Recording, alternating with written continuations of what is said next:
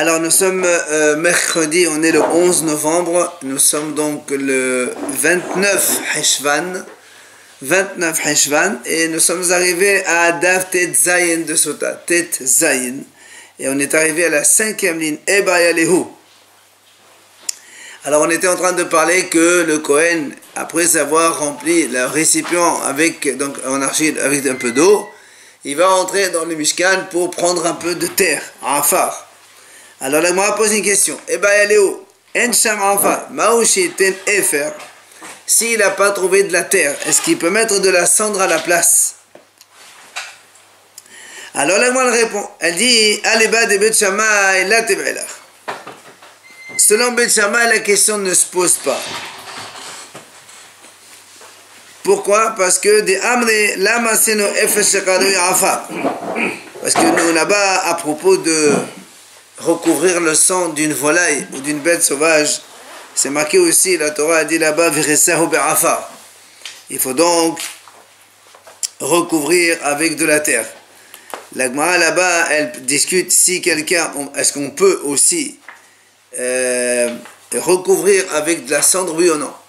Bet Shammai, ils disent non. C'est marqué dans la Torah, afar de la terre, donc tu ne peux pas mettre de la cendre. Bet Hillel, ils disent oui.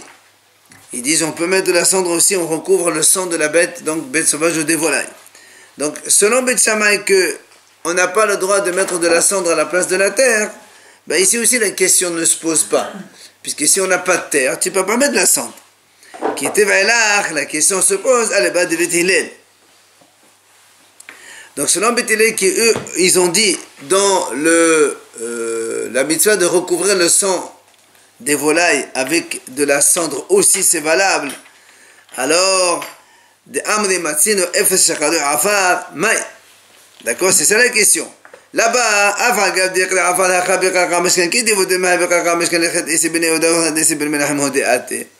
donc, la question se pose comme ça. Puisque Bet Hillel, ils disent que pour recouvrir le sang des volailles, on peut utiliser de la cendre. D'accord? Maintenant, nous, on pose la question ici chez nous. Est-ce qu'on peut aussi prendre de la cendre à la place? Quel est le problème? Tu vas me dire, soit tu me dis non, on ne peut pas utiliser la cendre, pourquoi? Parce que même si la cendre, elle est considérée comme terre, selon Bet Hillel, puisqu'on peut recouvrir avec le sang des volailles. Mais comme ici, il y a marqué Bekaka Mishkan. La Torah a dit, il faut que le Kohen il rentre, il prend de la terre de Bekaka Mishkan. Or, dans la terre du Mishkan, il n'y a pas de la cendre, tu es obligé de prendre de la cendre. Et auquel cas, de la terre. Et auquel cas, la cendre n'est pas valable. Ou Dilma, ou bien tu vas me dire non. Comme on a dit hier, Bekaka Mishkan, le mot Bekaka Mishkan, il est venu pour l'enseignement de Issi Ben Yehuda, selon lequel, que même dans le Bet Hamikdash aussi, on doit prendre de la terre. Ou bien selon Issi Ben Menachem, qui a dit en fait, que le Bekaka Mishkan, il vient nous apprendre qu'un homme, il ne doit pas faire en dehors du Hechal, mélanger l'eau et la terre, et après le ramener dedans. Donc, dans tous les cas, on a la question, selon Bet Hillel, est-ce qu'on peut utiliser de la cendre pour la sota, oui ou non? Alors, la Gemara va essayer de répondre. Tashema, viens apprendre de Amar Rabbi Yochanan, Mishum Rabbi Ishmael. Il vient Rabbi Yochanan, il nous enseigne au nom de Rabbi Ishmael. Bishlosha Mekomot, on a vu dans 3 endroits, Halacha Akevet Mikra. La Halacha, elle surpasse la Torah. La Halacha, c'est-à-dire Halacha le Moshe Missionai, elle dépasse ce que la Torah a dit. C'est quoi ces 3 endroits? Il nous les cite maintenant. Il dit, premièrement, HaTorah Amra Be'afar, Va Halacha B'chol Davar. On vient de le dire maintenant. La Torah elle a dit que on recouvre le sang donc des volailles ou des bêtes sauvages avec de la terre. Et la halakha, les Moshe Missionnaire dit pas seulement la terre, tout. Tout ce que tu veux, tu peux recouvrir avec, tu recouvres. Donc tu vois, la halakha, les Moshe Missionnaire, elle dépasse la Torah. Le deuxième endroit, HaTorah Amra Beta'ar va halakha bechol davar. À propos du nazir, puisqu'on vient d'en sentir, la Torah elle a dit comme ça, Ta'al lo ya'avra al-besaro. Ou pardon. Un nazir, il n'a pas le droit de se couper les cheveux. Oui, mais la Torah elle a utilisé le mot ta'al lame. Une lame ne doit pas aller sur ses cheveux. Ça veut dire que si je prends des ciseaux ou autre chose, je pourrais le faire, selon la Torah. Vient la halakha de Moshe Messina a dit non, aucun appareil ne peut donc aller sur les cheveux de ce nazir. Donc tu vois que la halakha, elle dépasse la Torah. Le troisième endroit, la Torah amara sefer va halakha bechol davar.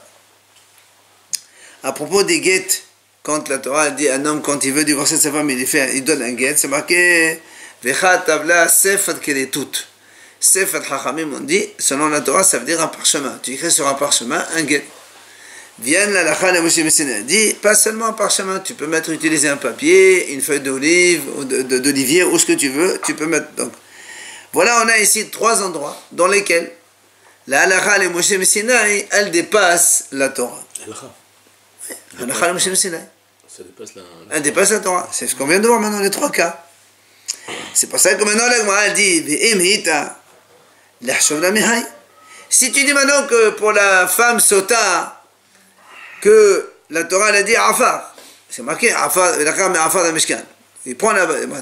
Si maintenant tu me dis que la cendre aussi c'est valable, Rabbi Ishmael il aurait dû dire un 4e endroit dans lequel la Torah a écrit terre et on peut utiliser la cendre. Et la halakha elle dépasse. Elle ne dépasse pas, elle est plus mekil. Alors que les autres, comment ça, elles sont non, plus c'est pas mekil. On ne parle pas de mekil ou mahmir ici. La Torah te dit tu fais avec ça seulement. Oui. Toi tu dis non, on peut faire avec plein de choses. Donc tu dépasses la Torah. Bah oui. Donc, la Gemara a dit pourquoi tu ne m'as pas enseigné si vraiment ce 4e cas il est aussi valable comme tu dis, alors pourquoi il ne l'a pas enseigné?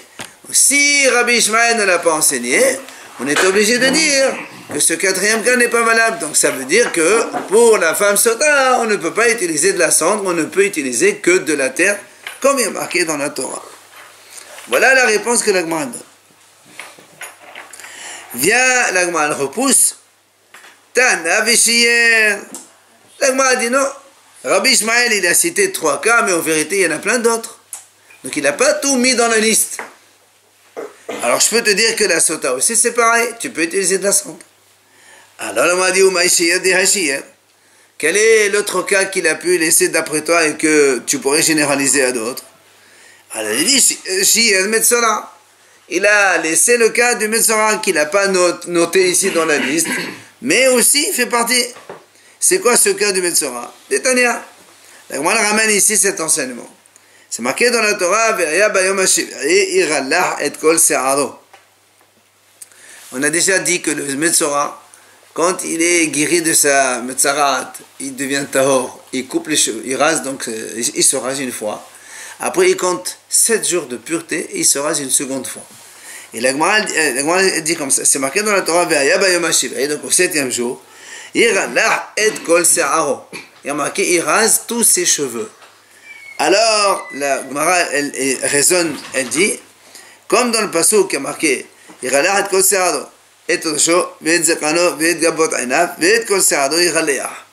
marqué comme ça, il rase ses cheveux, enfin tous ses cheveux. Après, il y a marqué sa tête, sa barbe, ses sourcils, et après la Torah continue, et toute sa tête, il va raser. Alors, nous, on fait un raisonnement, on dit, ça c'est klal, c'est donc une généralité. Ensuite la Torah dit la tête, la barbe et les sourcils. Prat. Parce que là on détaille cet élément, cet élément, cet élément. Et après de nouveau on dit toute la tête il va raser, ça fait encore de nouveau klal. Or nous avons le principe des 13 midot. Klal ou frat ou chlal. Quand on a une généralité, ensuite on a des détails, et ensuite de nouveau une généralité, et atadan ella kain hapirat.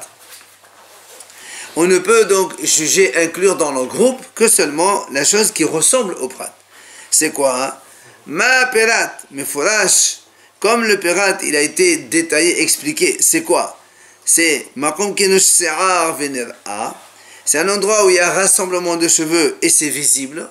Puisque quand on parle de cheveux, de barbe ou de sourcils, donc il y a plein de cheveux en même temps, et c'est visible. Même tous les endroits où il y a un rassemblement de cheveux et c'est visible, il doit le Metzora raser. Alors il m'a dit, ma Rabbi, qu'est-ce que tu inclus de plus? Rabbi, c'est c'est-à-dire les cheveux en bas, donc au niveau des organes. Et donc ça aussi, il faut les raser. Selon donc le Metzora doit aussi raser cette partie-là. C'est pas voyant. Maï Me'et, hein? C'est pas voyant. C'est pas quoi? Voyant, ça se voit pas. Justement, quand on prend on fait klal, alors pourquoi tu mets un klal? Pourquoi tu mets un klal? Le klal, c'est pour inclure autre chose qui n'est pas marqué. Au maï Me'et, c'est qu'est-ce qu'on a? On le exclut. Me'at de betashehi. Outre les gouffets. Et là, on dit donc, on exclut, les cheveux sous les selles et le reste des poils de tout le corps. Ça exclut ça. Ça exclut ça. Seulement, on dit, donc ça, c'est disons, le raisonnement selon Klalouf la Tournal. Voilà ce qu'on apprend. Le Metzora, qu'est-ce qu'il doit faire selon la Torah? Il doit raser ses cheveux, sa barbe, ses sourcils et les cheveux, donc les poils d'en bas. C'est tout. Pas le reste du corps. Seulement il dit, voilà la halakha Moshe Messina nous dit, le Metzora, quand il vient se raser au 7e jour, il fait un rasage comme une courge, c'est-à-dire de partout, tout le corps. Donc là aussi on voit que quoi? Que chez le Metzora, la Torah elle nous dit une chose, via la halakha Moshe Messina et elle dépasse la chose, et elle nous dit qu'il faut qu'il rase tout. Ditnan, comme la Mishnah a dit d'ailleurs, comment tu sais que c'est Kedalat? Balo le hakif ta Metzora, quand il venait pour donc raser le Metzora, ma'avirtan al kol besaro, sur toute sa chair, le Metzora, il va donc raser. Donc le prat, il ne savait rien. Attends. Le khatan sefa ou yom hashivai mechalecho, tirlahat sheni, kedarlahat. Comme il parle donc comme on parle ici du 7e jour, c'est-à-dire on parle du 2e rasage comme le premier. Donc, résultat final ici quoi? C'est qu'on a un cas où la Torah aussi, la halakha de Moshe Messina dépasse la Torah, et pourtant Rabbi Ishmael il n'a pas cité. Donc de la même façon que Rabbi Ishmael n'a pas cité ce cas-là, il n'a pas cité le cas non plus de Afar Sota, et donc je peux te dire qu'avec de la cendre aussi on peut le faire. Voilà donc ce qu'on conclut, on répond dans la Gemara. Vient Amar Rav Nachman bar Yitzhak, il repousse. Rav Nachman bar Yitzhak dit non, c'est pas une bonne réponse. Pourquoi? Il dit que kahashiv halakha okevet mikra okevet mitrabanani. Rav Nachman bar Yitzhak dit non, ça, le cas du Metzora, c'est pas un bon exemple. Pourquoi? Parce que quand Rabbi Ishmael il a fait sa liste, il a donné Rafa, Tar et Sefer. Ça, c'est des mots qui sont écrits dans la Torah. Et donc l'halakha, elle vient, elle les dépasse. Le cas du Metzora, c'est pas quelque chose qui est écrit dans la Torah. C'est un raisonnement des Hachamim par klal ou flatourlal. Donc, tu peux pas me dire que la Torah, elle a laissé d'autres cas, la pas cité. C'est pas vrai. Rabbi Ishmael, il a mis 3, c'est que 3 et pas d'autres. Donc, la Afar Sota, il n'est pas inclus. On ne peut mettre que de la terre et on ne peut pas mettre de la cendre. C'est ce que Rabbi Nachman il repose. On avait 3. On a dit si la fin de la terre si Afar Sota, d'après toi on peut utiliser la cendre, il fallait qu'il marque 4. Alors il te répond non, j'ai pas tout marqué, il y en a encore d'autres. Quoi, le Metzora? Moi il dit non, le Metzora c'est pas un cas. Donc le Metzora c'est pas un cas. Alors si le Metzora c'est pas un cas, pourquoi tu as mis que 3, tu n'as pas mis un 4e? Parce que le 4e c'est pas un bon. Alors papa il donne une deuxième réponse, il dit là aussi. Il dit c'est le cas de Metzora, c'est pas un cas. Pourquoi? Alors papa amar ki kahashiv halakha okevet ve'okeret. Ha okevet omosevedi. La Gemara dit, c'est pas le cas de Metzora, c'est pas un bon exemple. Pourquoi? Parce que les 3 cas que Rabbi Ishmael a utilisés, c'est halakha okevet, ça veut dire okevet, quand on dit la halakha Moshe Messina, elle dépasse, c'est pas seulement elle dépasse, mais elle enlève la Torah, elle me change complètement. La Torah a dit, tu utilises la terre pour recouvrir le sang. Bien la halakha a dit non, pas que la terre, tu peux utiliser tout ce que tu veux. La Torah a dit, le nazir avec la lame. Via la halakha Moshe Messina, elle dit non, pas avec la lame, tu peux tout utiliser. La Torah a dit parchemin pour le guet. La halakha a dit non, pas parchemin, tu peux faire ce que tu veux. Mais par contre, le cas du Metzora, le cas du Metzora, on ne vient pas enlever ce que la Torah a dit. Toi, tu as dit le Metzora, il rase les cheveux, les sourcils et la barbe, plus donc les poils d'en bas. Et moi, je te dis, non, aussi, rajoute le reste du corps. Donc, tu n'es pas en train d'enlever ce que la Torah a dit. Tu es en train de rajouter sur ce la Torah. Mais là-bas, tu rajoutes des instruments. Il a dit qu'avec la lame, je rajoute pas. Tu rajoutes tout. Non, je rajoute pas. Toi, tu me dis, tu peux faire ça. Moi, je te dis, non, je peux faire autre chose. C'est-à-dire, je peux enlever le lame et je peux utiliser le ciseau. Je peux enlever le parchemin. Je fais pas parchemin, je fais autre chose. Tu es en train d'enlever la Torah. Alors que là, tu ne vas pas me dire dans le Metzora, il peut ne pas raser. Non, on ne rajoute pas. Dans le Metzora, nous on dit, il rase 50% de son corps. Toi, tu me dis, non, il faut qu'il rase 100% de son corps. Donc sur les 50, tu rajoutes les 50. Alors que dans les autres 3 exemples, tu ne rajoutes pas. Je te dis, moi, je vais écrire le parchemin sur le guet sur le parchemin. Toi, tu me dis, non, tu rajoutes pas. Enlève le parchemin, mets autre chose à la place. Tu n'es pas en train de rajouter. Tu peux faire ça, quoi. Voilà. Donc c'est pour ça que Rav Papa dit, l'exemple de Metzora, c'est pas un exemple. Donc, vu que Rabbi Ishmael, il n'a donné que 3 exemples seulement dans sa série, ça veut dire que la Afar Sota n'est pas inclus. Et donc, on ne peut pas utiliser la cendre pour la Sota. Enfin, Rav Ashi, là aussi, il donne une 3e explication pour repousser cette réponse. Rav Ashi Amar, Ha Matita Mani. Vient Rav Ashi dit, donc cette braïta qu'on a expliqué comme ça, Klal Ufrat Uchlal, c'est qui? Rabbi Ishmael, il dit ça, c'est Rabbi Ishmael. Lui, il utilise le raisonnement Klal Ufrat Uchlal. Par contre, le Kedalat, quand on a vu que à la fin, que le Metzora, il doit se raser comme une course, c'est-à-dire donc complètement son corps. Mani, Rabbi Akiva, c'est Rabbi Akiva qui en est l'auteur. Parce que Rabbi Akiva, il n'est pas Doresh Klal Ufrat Uchlal, il est Doresh Riboui, mais autre Riboui. On avait souvent cette explication et Mahlok d'entre Rabbi Akiva et Rabbi Ishmael. Des Darish, Ribouye ou Me'oté. Et donc, maintenant, l'Agmal va nous ramener quelle est la dracha de Rabbi Akiva, justement. Il dit, Détania, c'est marqué dans la Braïta. La Torah, elle dit, donc, quand on dit Kol Se'aro, Riba. Ça, c'est l'inclusion. On inclut tout. Après, quand après la Torah dit la tête, la barbe et les sourcils. Là, c'est une exclusion. Il y a ça et pas autre chose. Maintenant, quand la Torah continue, et tous ses cheveux de nouveau, là encore une deuxième inclusion. On a donc riba ou me'et v'riba. Il a inclus, exclu et inclus. Riba hakol. Dans ces cas-là, il inclut tout. Maï riba, qu'est-ce qu'il inclut? Riba de choligofé.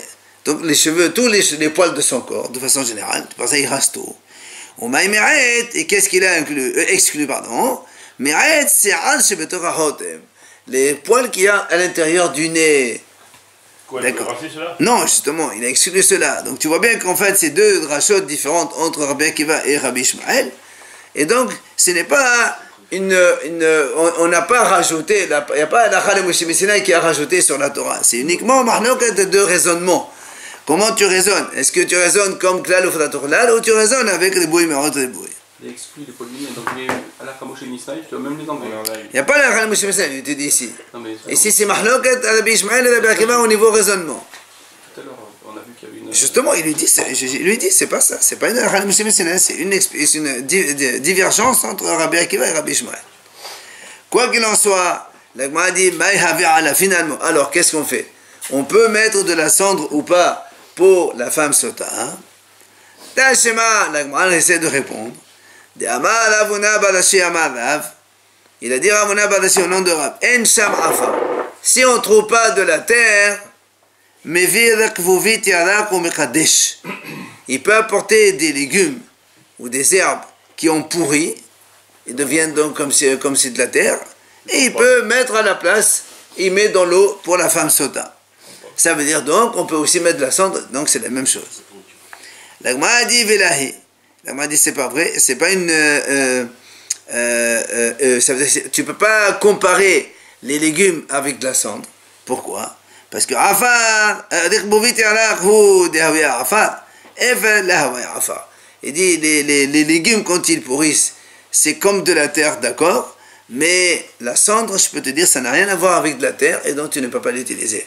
Finalement, on n'a pas de réponse. Est-ce qu'on peut utiliser donc la cendre, oui ou non? Non, c'est pas Teko, la Gemara dit non. Après, on a dit dans la Mishnah, quand le Kohen il met la terre dans l'eau, c'est marqué il faut qu'on voie la terre dans l'eau. D'accord? Parce qu'il y a marqué, la Mishnah dit la terre elle doit être visible, c'est-à-dire il doit mettre assez pour voir la terre dans l'eau. Tano Rabbanan, Hachamim enseigne, chez le chat, il y a trois choses qu'on doit les voir. La Torah a dit tu les fais, mais il faut que ce soit visible. C'est quoi? Afar Sota, c'est ce qu'on vient de voir maintenant. Afar Sota, donc quand le Kohen il met donc de la terre dans le verre, on doit voir un peu cette terre. Ve'efer para, aussi les cendres de la vache rousse. Quand on prend de la vache rousse, on la tue, après on la brûle, et après on mélange dans les récipients et on distribue au Kohen pour qu'il fasse ses aspersions. Il faut qu'il y ait mamachout.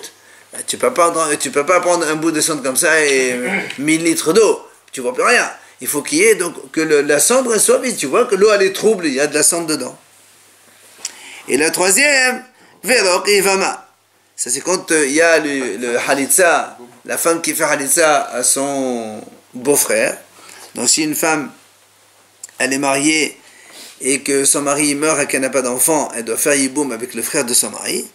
Et donc, s'il n'y a pas d'iboum, c'est halitza, eh bien, il y a marqué là-bas, vialcha befanav, elle doit cracher devant lui, et donc il doit y avoir mamachout, qu'on voie un peu ce crachat. C'est ce que dit l'Agmara, les trois choses. Mais Shom Rabbi Ishmael Amro, au nom de Rabbi Ishmael, on dit, Af dam sepor, même le sang de l'oiseau du Metzora, parce que c'est marqué dans la Torah que quand on fait la shchita, de l'oiseau du Metzora, c'est marqué le pasuk qui dit voilà, donc quand tu fais la shchita de l'oiseau, tu dois le faire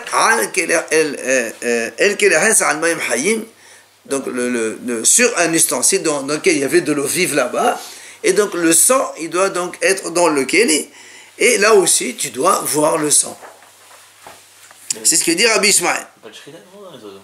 Si, l'oiseau du Metzora. Un, on lui fait la shchita. Le Metzora, on ne parle pas des korbanot du Beit Hamikdash. Le Metzora, on lui fait la shchita. Un, et l'autre, on le libère. On le libère. En dehors du Beit Hamikdash. Non, on n'a rien à voir avec les korbanot, c'est pas un korban. La Sota aussi, on libère, non? Libère quoi? Il n'y a pas d'oiseau dans la Sota. Alors, l'Agma, elle vient dire, Ma'atama de Rabbi Ishmael. Pourquoi Rabbi Ishmael, il a dit qu'il faut rajouter le sang de l'oiseau du Metzora? Il dit parce que c'est directive, parce que la Torah elle dit parce que lui il a dit, le pasuk qui dit comme ça, il trempera otam, donc l'eau, avec le sang de l'oiseau. Alors c'est comme ça qu'il explique. Il dit parce que nous on sait que le Metzora, quand il va faire ça, enfin il finit son processus, c'est marqué dans la Torah, le Kohen il prend un bois donc de cèdre, de l'hysope, et chez Torah du rouge pourpre, il va tremper tout ça dans l'eau, il lui fait une aspersion sur le Metzora. C'est pour ça qu'il dit, la Torah dit ces branches là d'hysope et de cèdre, il va les tremper dans le sang de l'oiseau. Vetania, Beda, il va les tromper, Beda, Yachol Beda Melo Bamaim, Tamodomar, Bamaim. Il y a un autre passage qui dit, Bamaim. C'est marqué, Vetava Leotam Beda Matsipot, ou Bamaim Mahaim. Donc il doit les tromper aussi dans l'eau. Alors il m'a dit, Emaim Yachol Bamaim Velo Beda, Tamodomar Beda. Alors comment? D'un côté tu dis, la Torah en fait elle dit comme ça, il va les tromper dans le sang et dans l'eau. Alors il m'a dit, Hakesat, comment tu fais? Il dit, Mevi Maïm, Shedam Sepon Nekabahem, il amène de l'eau dans laquelle tu mets la shchita de l'oiseau, il y a du sang. Donc, mais il faut que le sang soit visible, parce que sinon, ça ne s'appelle pas tremper dans le sang. Et quand tu trempes là-dedans, alors après tu vas asperger. La Gemara dit, Vechama, combien il faut qu'il y ait de sang pour que ce soit visible dans l'eau? Revi'it La Gemara dit, il faut qu'il y ait des vérités. Pardon. Quelle est la mesure d'eau dans laquelle que tu mets, parce que l'oiseau, il a très peu de sang. Alors, quel est le volume d'eau dans lequel, quand tu mets le sang de l'oiseau, ça reste encore visible? Il dit, c'est des vérités. C'est-à-dire, tu prends des vérités 86 millilitres d'eau, tu rajoutes là-bas, tu mets le sang de l'oiseau, et bien après, tu vas voir les deux visibles, aussi bien le sang que l'eau. C'est ce que dit Rabbi Ishmael. Donc, voilà, donc, nous on a dit, il y a 3 cas qui doivent être visibles. Hachamim ont dit, rappelez-vous donc, la terre de la femme sota, la cendre de la vache rousse et le crachat de l'Evama. Et Rabbi Ishmael, il rajoute aussi l'oiseau du Metzora. Bien la Gemara dit, et la banane. Pourquoi là, Hachamim, voilà, Rabbi Ishmael, il a donné un bon raisonnement, dans lequel, effectivement, on voit que le sang de l'oiseau, il doit être visible dans l'eau, puisqu'il a fait son raisonnement à travers le pasouk. Alors pourquoi les Hachamim n'ont pas mis le 4e cas dans leur liste? Ah oh, la Gemara dit non. Les gofés, il dit, les Hachamim te disent non. La Torah, quand elle a dit, il faut tremper dans le sang et dans l'eau, les gofés, les Hachamim te disent, quand la Torah a dit ça, c'est pas pour te dire qu'il faut qu'il y ait un mélange, que ce soit visible. Ben, la Torah, elle veut tout simplement t'apprendre que tu dois tremper ces branches dans le sang et dans l'eau. Il n'y a pas marqué que c'est mélangé. Il a parlé de quantité quand même de 40 ici. Non, c'est Hachamim, c'est lui qui a dit des vérités. C'est lui qui a dit des vérités. Maintenant, lui, il a utilisé ce passage pour dire qu'il faut qu'il y ait un mélange et que ce soit visible. Hachamim ne t'utilise pas du tout. Et la Torah, elle voulait te dire, monsieur, tu dois tremper ces branches dans l'eau et dans le sang. Comment tu veux que je te parle? Il faut bien que ce soit marqué, rien que pour l'enseignement. En quantité précisée. Il ne précise pas de quantité, la femme. Non, même pas ça. Même pas ça. Rien que... Dans deux cas différents. Voilà, moi, la Torah dit il faut tremper dans l'un et dans l'autre. Trempe dans l'un et dans l'autre. C'est pour l'enseignement de lui-même que quoi il faut tremper. Il n'y a pas un hidouche comme quoi il faut que ce soit visible l'un dans l'autre. Où tu as vu ça? Mais Rabbi Ishmael, alors Rabbi Ishmael, comment il fait? Comment il a appris ça? Il te dit, Imken, l'irtov la hamana vataval bahem, badam uvamayim lamali, l'énika. Il dit, parce que sinon, Rabbi Ishmael te dit, dans ce cas-là, la Torah n'aurait pas dû dire, vataval otam bamaim, badam, vataval bahem, dans eux. Tu sais de quoi on parle?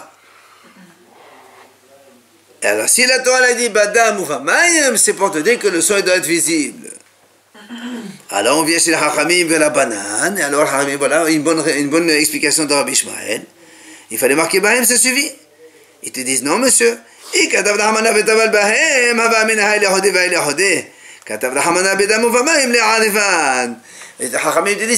dit Vetaval Bahem, tu tremperas dans eux. Toi, tu vas dire dans eux, un récipient dans le sang, un récipient dans l'eau, et chacun séparément. La Torah t'a dit Badam Uvamaim pour te dire qu'il faut les mélanger. Mais tu n'apprends pas qu'il faut que ce soit visible.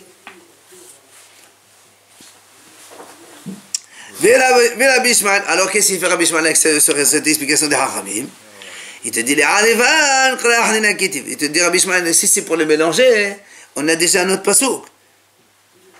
Donc si la Torah écrit Badam Uvamayim, c'est sûr pas pour les mélanger. Pour les mélanger, on le savait déjà. La Torah a dit Al Maim Hayim. Puisque comme Rabbi Ishmael dit comme ça, il y a un autre passage qui dit quand tu fais la shchita de l'oiseau, tu la fais sur l'eau. Donc tu vois bien qu'il faut les mélanger. Donc ce côté mélange, on le savait déjà. Alors pourquoi après la Torah dit Vetaval Badam Uvamayim? Dit Vetaval Bahem, ça suffit. Si elle te dit Badam Uvamayim, c'est pour que ce soit visible. Vela banane. Alors Hachamim, qu'est-ce qu'ils font? C'est vrai que c'est une bonne explication de Rabbi Ishmael, ça. Ils te disent non, monsieur. Si tu expliques comme il a dit Rabbi Ishmael, moi j'aurais dit Hava Amina, les chartel, Samour, les mana, les nechtel, les vededim, les kablé, les dabe, manahléna, pas mashmarlan. Les Hachamim disent non. Si tu prends comme tu as dit toi, parce qu'il y a marqué Veshahat et Tasipolahaya, El Kelehes Almaim Haim, dans la Torah, le verset, le passage qui dit il va égorger l'oiseau, El Kelehes, sur un ustensile en argile, dans l'eau. Moi j'aurais dit, pourquoi marquer l'ustensile? J'aurais pu penser que tu prends l'oiseau, tu fais la shchita dans un kéli, après tu rapproches le kéli sur l'autre kéli, puisqu'il y a marqué kéli. Et donc, on ne peut pas parler de mélange. C'est pour ça que les haramim te disent non, la Torah elle est obligée de répéter d'un mouvement pour te dire non, c'est pas qu'il est approché. Il faut mélanger qu'il est dans l'autre et tu fais la trempage dedans. Mais il n'y a jamais une notion ici de que le sang il soit visible ou pas visible sur le haramim, pas du tout.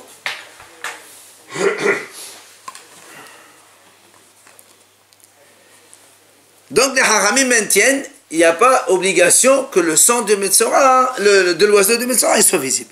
C'est pour ça qu'eux, ils ont gardé la liste de 3 seulement. Via l'agma dit, il vient Rabbi Yirmiyah, il pose la question à Rabbi Zera, il lui dit, Gedola umadahat et amayim, katana ou nithin mepene amayim, mao. Alors, il vient Rabbi Yirmiyah, il pose la question à Rabbi Zera, il lui dit, dis-moi, si maintenant on prend un gros oiseau, donc dans lequel le sang il est beaucoup plus volumineux, et donc si tu mets dans le vérité maïm, le sang il va complètement absorber, je veux dire recouvrir l'eau, tu verras plus l'eau. Ou le contraire, tu prends un petit oiseau tout petit, où il y a très peu de sang, et même si tu le mets dans l'eau, tu vois même pas le sang. Qu'est-ce qu'on fait? Puisque toi tu dis, selon Rabbi Ishmael, il faut que le sang il soit visible dans l'eau. Si maintenant j'utilise un gros oiseau, tu vois que du sang, tu vois pas l'eau. Si tu utilises un petit oiseau, tu vas trouver de l'eau, tu vas voir l'eau, tu vas pas voir le sang. Qu'est-ce qu'on fait? Est-ce que c'est valable ou pas?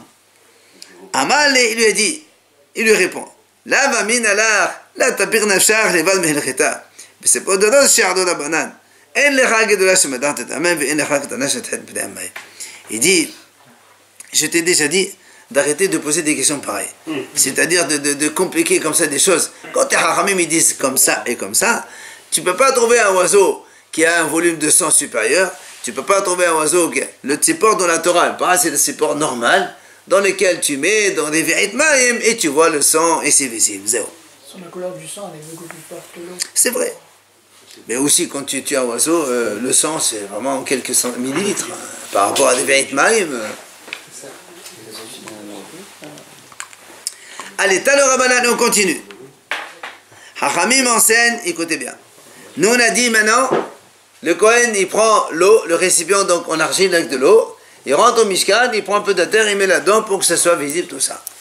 Si maintenant, Hirdim Afan la maï, si quelqu'un, un Kohen, il a inversé, il a mis d'abord la terre, et après il a mis de l'eau. Est-ce que c'est valable ou c'est pas valable? La Gemara dit, Pasoul, Hachamim, il dit c'est pas valable, il faut tout recommencer. Mais Rabbi Shimon marchir, Rabbi Shimon dit non, c'est bon, c'est valable aussi. Le mélange de la Hein?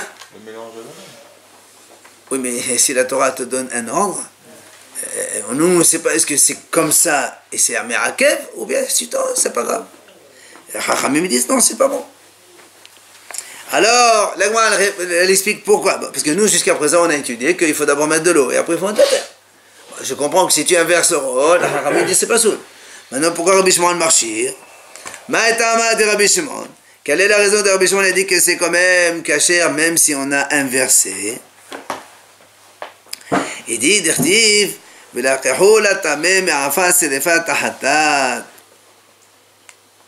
dit, dans la vache rousse, la Torah dit comme ça, ils prendront pour celui qui est impur,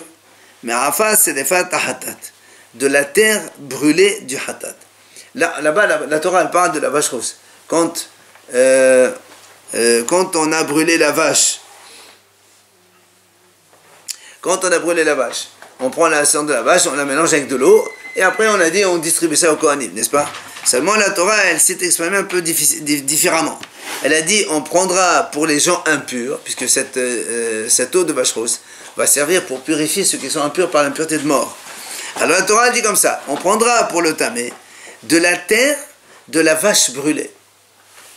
Alors le m'a dit, la vache brûlée, quand on la brûle, c'est pas de la terre, c'est de la cendre. Alors c'est pour ça qu'on dit Betania. Tania, la Braïta a dit comme ça.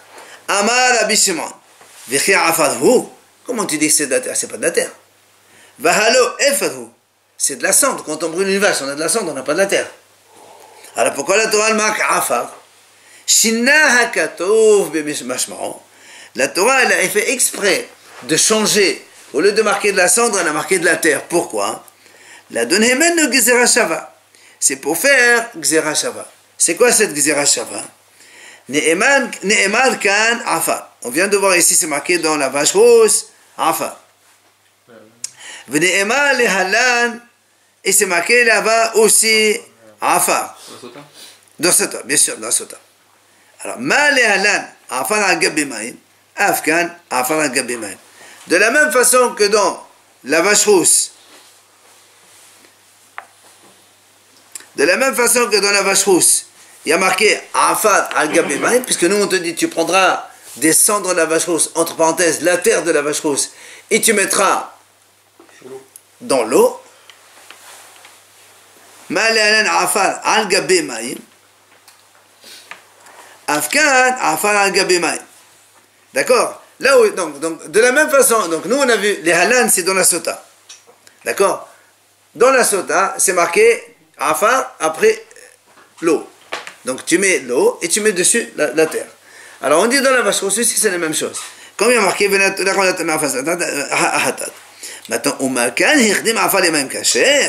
la même façon, dans la vache rousse, si maintenant on a inversé, dans la vache rousse, si, dans la vache rousse, il n'y a pas marqué qui en premier. La vache rousse, on a dit, tu as de la cendre, tu amènes de l'eau, tu mélanges, il n'y a pas marqué l'ordre. Fais ce que tu veux, tu mets de la terre en premier, la cendre en premier, l'eau en premier, c'est pareil. C'est indifférent. Alors de la même façon que là-bas dans la vache rousse, si on a mis la terre, la cendre, avant l'eau, c'est caché. Af le halal, dans la femme sota aussi.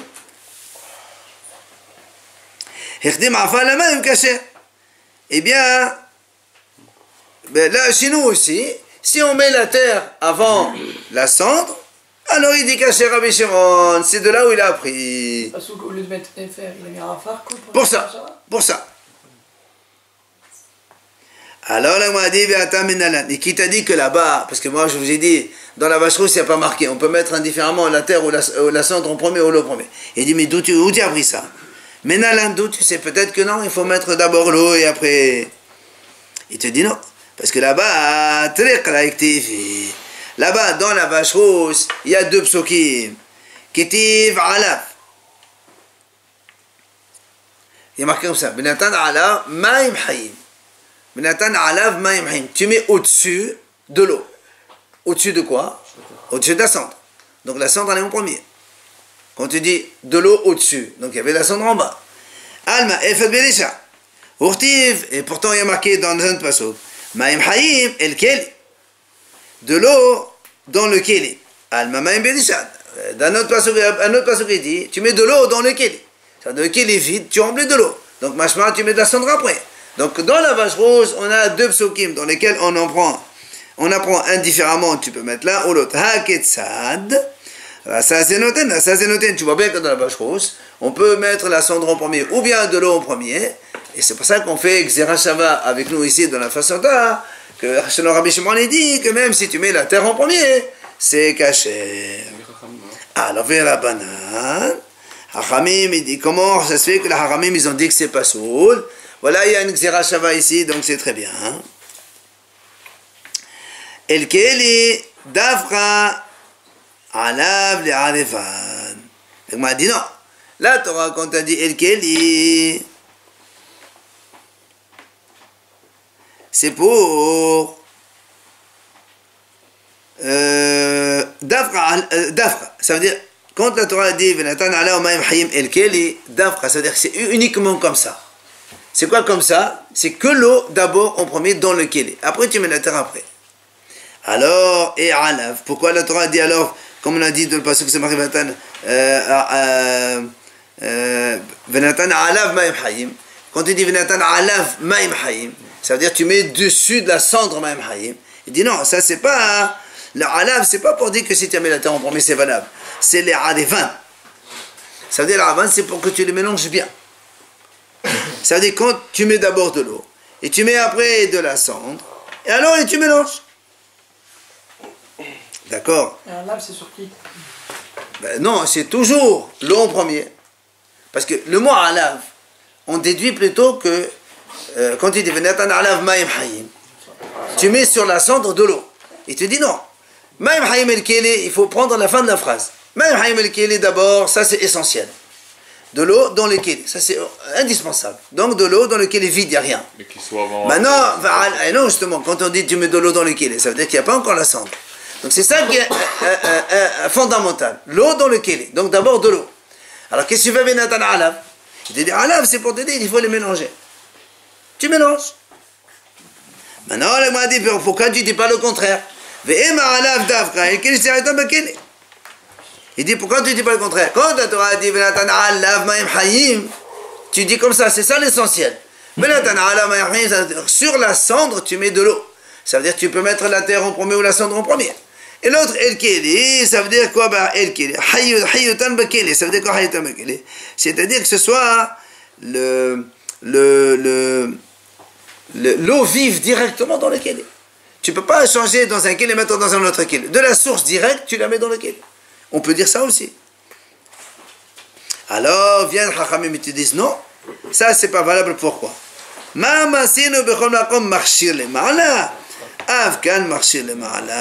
Il dit de la même façon qu'on a vu, en général, toujours le marchir il est au-dessus. Quand tu prends de l'eau, il n'y a rien. C'est quand tu mets la cendre dans l'eau que ça devient important. Ben là aussi, c'est pareil pour la femme sota. Quand tu prends de l'eau, c'est rien. Tu mets de la terre au-dessus. Donc c'est pour ça qu'il faut, ce qui est indispensable, on va dire comme ça, ce qui est caractéristique de la sota, c'est quoi? C'est la terre. Alors tu la mets en deuxième. Comme pour la vache rousse, la cendre en deuxième, et bien la femme aussi, la terre c'est en deuxième. Le parchemin, tu le mets en combien? Après, le parchemin c'est après, on n'a pas encore vu. Pour l'instant on est dans le mélange terre-eau, c'est tout ce qu'on a dit. D'accord? Comme c'est... Après. La mission d'après, elle va parler du parchemin comme on va écrire. Pour l'instant, on en est là. Donc, Haramim ils disent, pasoul, c'est-à-dire tu dois obligatoirement mettre l'eau en premier et la terre en second. Et Rabbi Shimon lui dit, c'est caché, c'est ça le mahlok entre les deux.